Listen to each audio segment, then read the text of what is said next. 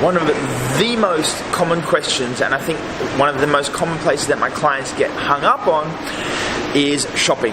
I get asked all the time about how can I make my shop cheaper, faster, healthier, how can I do it in less time, how can I make it easier, how can I make sure I'm buying the right stuff, how do I know that I'm doing it right. So today, I've got my shopping list, I've got my flexible shopping list, and we're going shopping. I go anywhere with you, 'cause you fill my mind, or you fill my mind.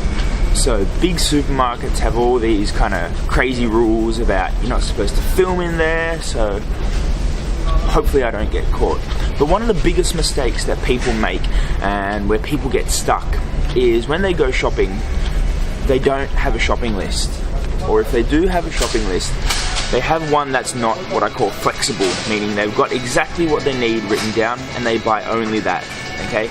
Now whilst this prevents a lot of people from buying, junk and like the chocolates and the crap, it doesn't give them the flexibility to buy the freshest ingredients, the cheapest, okay, and the stuff that's gonna work best for them. So I'm gonna show you how to use your shopping list to your advantage, make it flexible, so you can get the best food, the freshest food, the healthiest food, but at the best price. Oh, you fill my mind. We could build a dream star. So I'm shopping for the next 3 days, and to do this right, you need to start with the end in mind, and you need to get your protein done first. So we're looking for not just the fresh stuff, but also what's on special and what are the lean cuts. Start up something new, let the old be dead, let the shadows leave my head. When the world is Now, the way to really hack your shopping is you need to know what cuts are going to work for you, okay? So for example, on special here, I have your porterhouse steak, which is kind of your fillet, prime cut of meat, quite lean, soft and tender, okay? 300 grams, about 10 bucks, and then on special. Then on the other hand, you've got your blade steak, 500 grams, and it's about 8 bucks, okay? Now here you've got more meat, it's cheaper, okay, but if someone buys this and they don't know how to cook it, they just pan fry it, it's going to end up real tough. If you watch my perfect steak video, it's going to end up real tough, real chewy, and not that nice. But you get more bang for your buck and more meat here. So if you choose this one over this one and slow cook it, you've saved yourself some money and you've got more protein. This is a big one. So you've got on special here, free range chicken, 600 grams, tenderloins, about 11 bucks. And here you've got just your regular RSPC chicken, 600 bucks, 600 grams, 12 bucks. If you can always go for the free range or the organic, it is so much better. So that's for meal number 2. So now people often ask if organic is really worth it. And look, there's one point that I want to make, okay? I think organic and free range are great, and I always choose them where I can over your regular farm-raised stuff. But look, here's one science. But if you look right down here in the bottom, you can see when we tilt the packet, there's no juice or there's no blood coming out of the meat. Whereas over here, we get just like a regular packet of mince, your farm-raised stuff, and then you can see that it's got all this juice down in here. So it's not the fact that the meat is old. So it's not the fact that the meat is old or anything like that. But what is? It's actually the quality of meat, the way that the meat is brought up, produced, is grown. I suppose that when they feed it all this stuff with hormones, which promotes all the water retention. And sometimes even when they mince and package the meat, they pump the meat full of water to increase the weight. Whereas with organic, because of the procedure they've got to follow, they can't do that. I'll be there for you, 'cause when we are together, I know you feel the tension. Just let me in your head so I can be there for you, there for you. The night is young, won't you sing for me? Won't you sing for me? So now that I've got my protein for my 3 meals, I can actually really start to plan my meals around my protein, okay?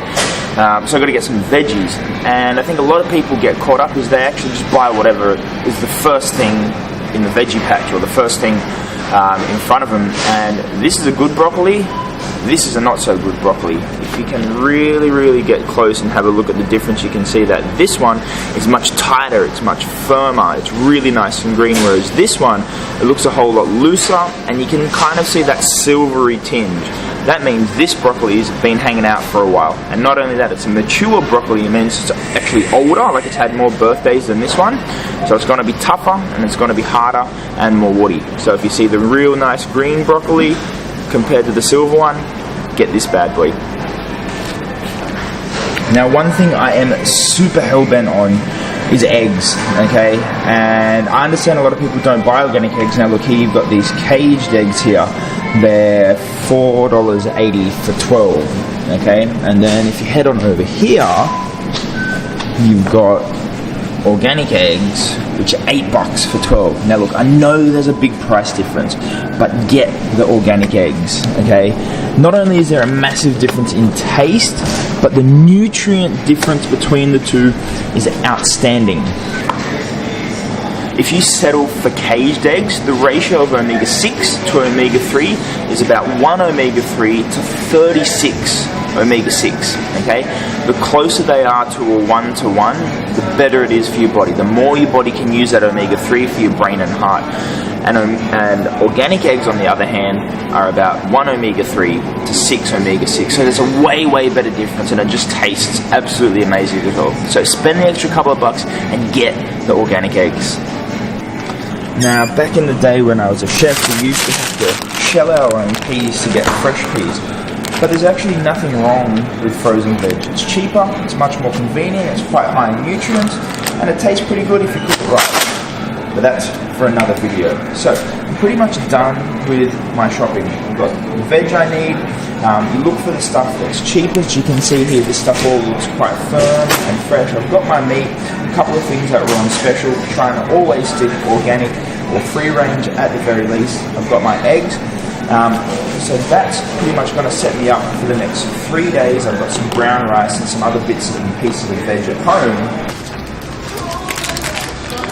But you got to live a little too.